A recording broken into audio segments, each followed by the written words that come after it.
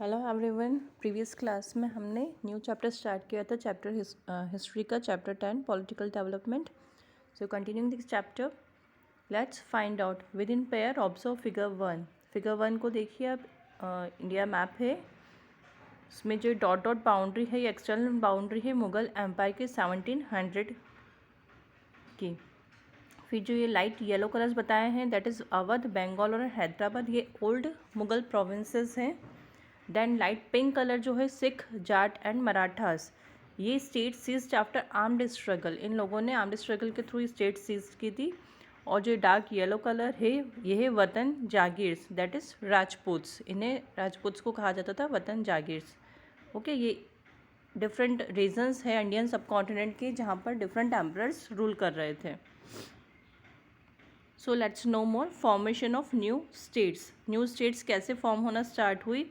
जैसे जैसे Mughal powers decline होती गई, जो सूबेदार्स होते थे लार्ज प्रोविंसेस के, मुग़ल एम्परर्स अलग अलग उनके काम के लिए लोगों को रखते थे, तो जो लार्ज प्रोविंसेस के उनके सूबेदार्स होते थे या जो बिग ज़मींदार्स होते थे उन लोगों ने अपनी पोजीशन स्ट्रेंथन कर ली।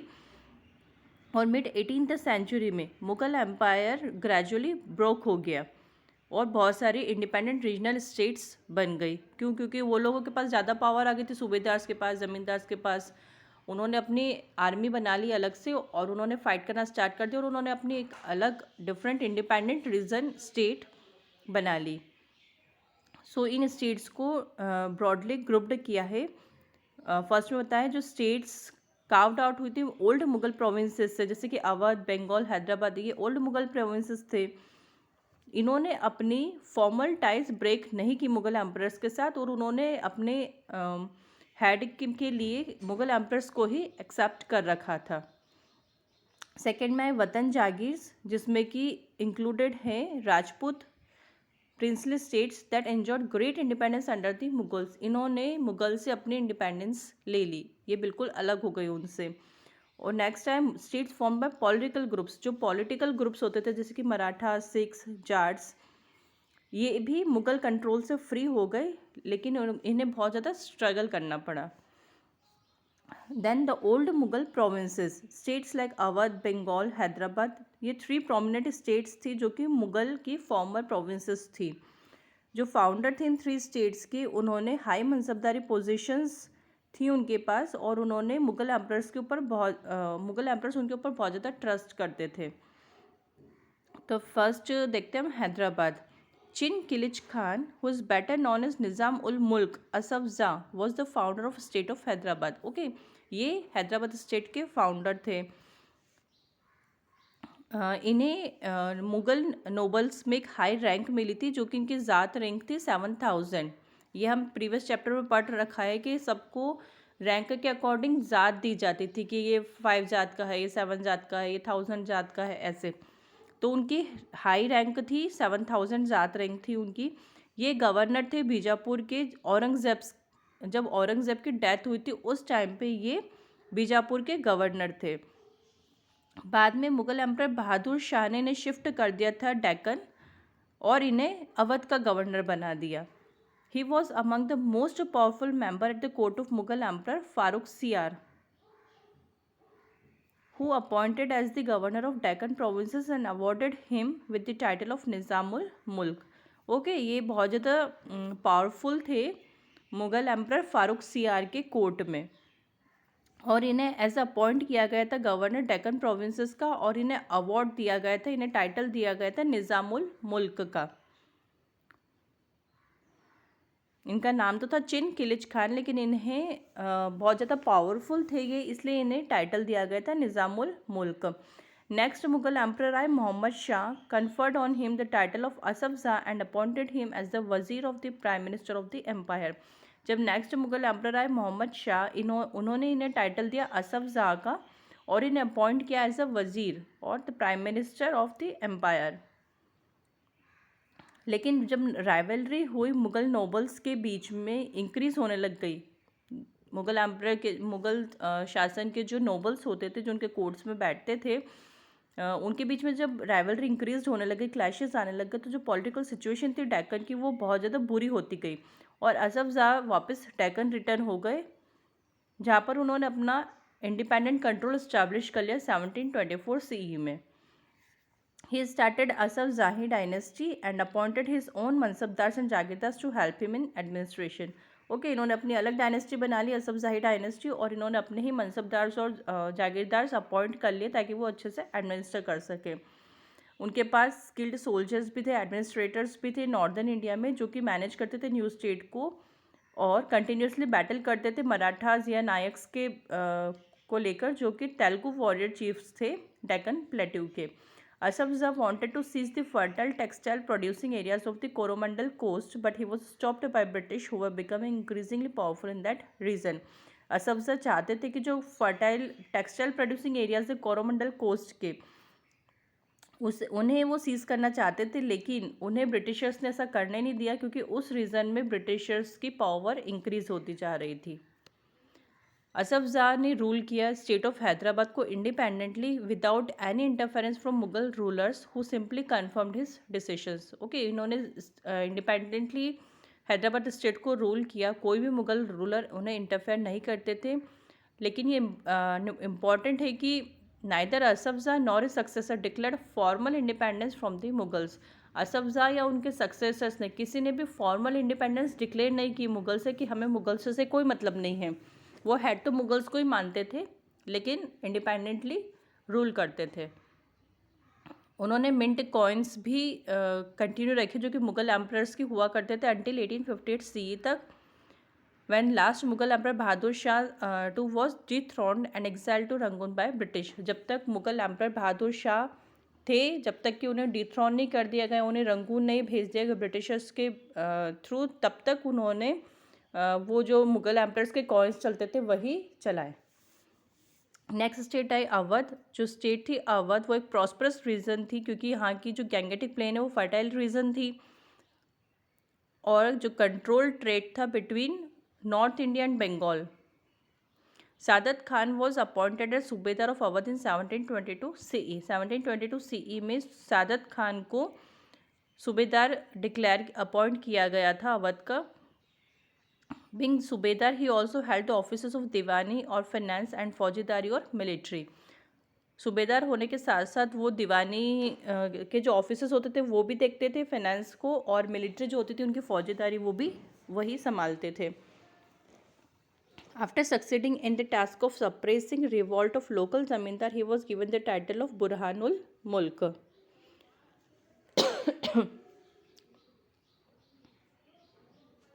जब लोकल ज़मींदार ने रिवॉल्ट किया तो उन्हें सप्रेस करने का जो टास्क था वो इन्होंने किया था और उसमें ही सक्सीड हुए थे, इसलिए इन्हें टाइटल दिया गया था बुरहानुल मुल्क का।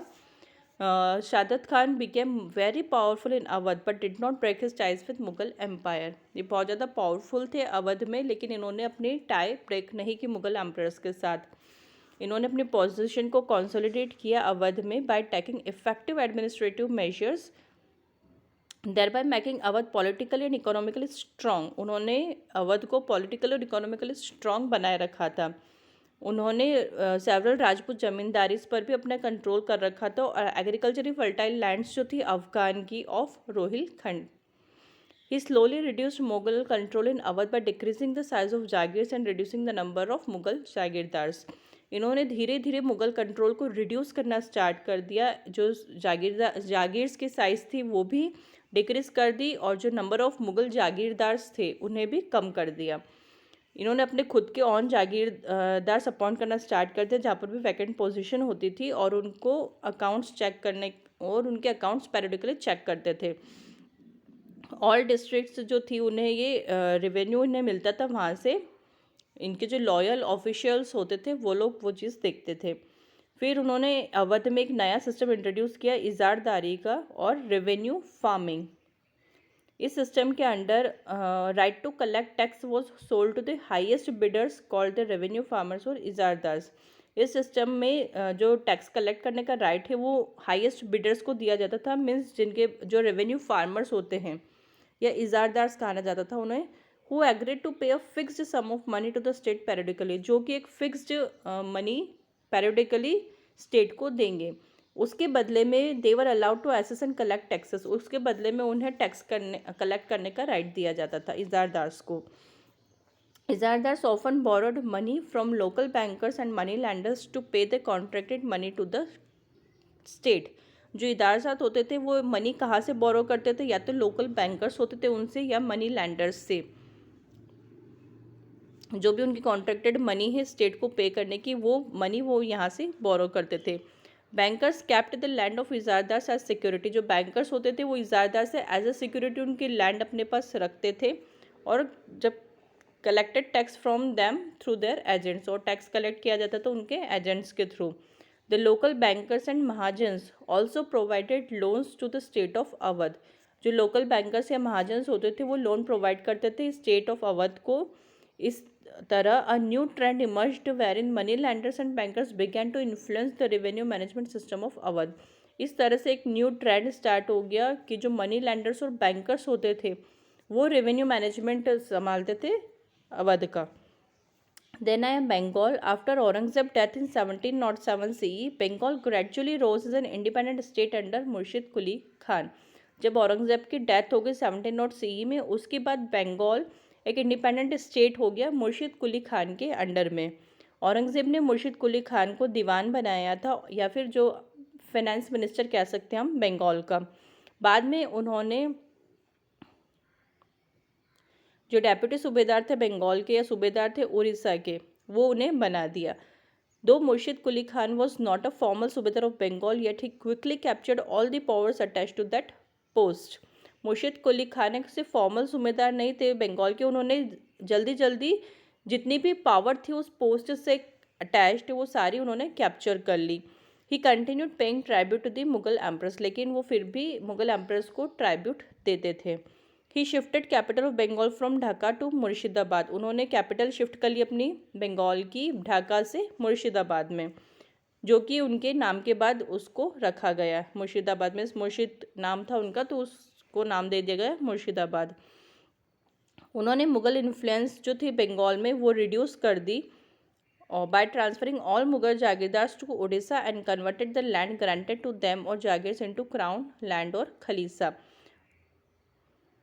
उन्होंने मुगल इन्फ्लुएंस कैसे रिड्यूस किया, बंगाल के अंदर जितने भी मुगल जागीरदार थे उन्हें वहाँ से ट्रांसफ़र करके उड़ीसा भेज दिया, और उन्हें कन्वर्ट कर दिया। लैंड जो ग्रांट की जाती थी या जागीर जो दी जाती थी वो क्राउन लैंड में खलीसा में कन्वर्ट करके।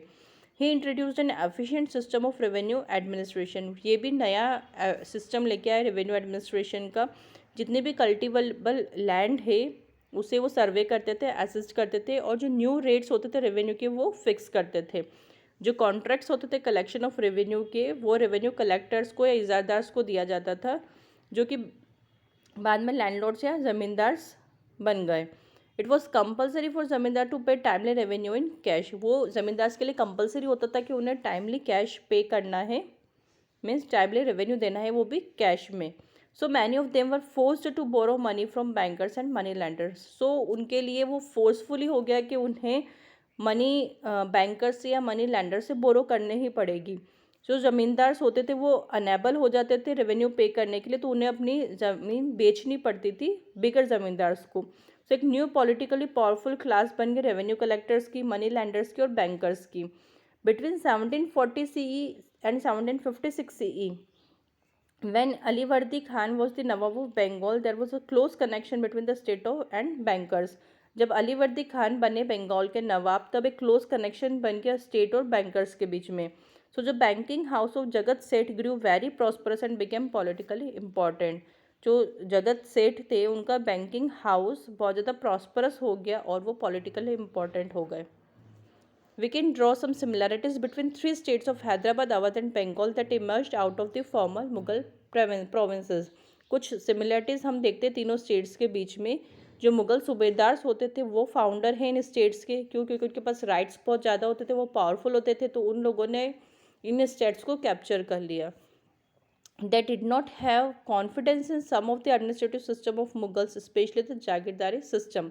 उन्हें मुग़ल्स के जो एडमिनिस्ट्रेटिव सिस्टम थे उन पर कॉन्फिडेंस नहीं था, जैसे कि जागीरदारी सिस्टम, इसलिए उन्होंने इसमें चेंजेस लेके आए वो लोग। They adopted ijaradari system that was outright rejected by the Mughals. उन्होंने इजारदारी सिस्टम को अपनाया जो कि मुगल्स ने रिजेक्ट कर दिए थे। and they developed a close relation with bankers and moneylenders of the state who gave loans to the revenue farmers in lieu of their land as security and collected taxes from the lands through their own agents. उन्होंने जो bankers और money landers होते थे states के, उनसे close relation बनाए, जो कि लोन्स देते थे रेवेन्यू फार्मर्स को और बदले में वो टैक्स कलेक्ट करते थे उनके एजेंट्स। देन आए वतन जागीर्स ऑफ राजपूत। जो राजपूत रूलर थे उन्होंने मुगल सॉवरेनिटी को एक्सेप्ट किया और served them exceptionally well, were given back their own territories as jagir. अपनी जो ओन टेरिटरीज होती थी या जागीर्स होती थी वो उन्होंने सर्व की।